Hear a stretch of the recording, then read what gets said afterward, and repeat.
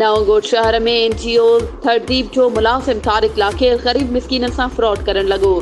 नवंगोट भरिसां क़ाइम शाह आगरो जो रहवासी इमदाद मुग़ल मीडिया अॻियां ॿुधायो त मूंखे 2 महीना अॻु लोन 25,000 रुपया पैसा वठण लाइ फॉर्म भरे ॾिनो हो, जेको तारिक लाखेर चयो त 10 खां 15 ॾींहंनि में पैसा अची वेंदा।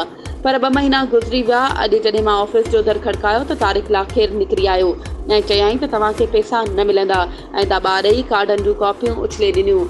हुन चयो त मूं ग़रीब मिस्कीन जो घर किरियल आहे, जंहिंजे करे लोन वठां पियो त बचड़नि खे थधी छांव करे ॾियां। पर तारिक लाखेर अॼु घटि वधि ॻाल्हायो आहे।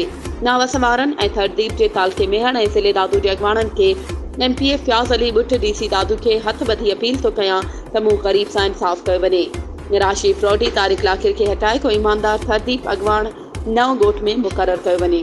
वधीक ख़बरुनि ऐं अपडेट्स जे लाइ असांजे चैनल खे सब्सक्राइब कयो ऐं हा, बेल आइकन खे प्रेस करणु न विसारिजो त जीअं असांजी हर नई अचण वारी वीडियो तव्हां ताईं पहुची सघे।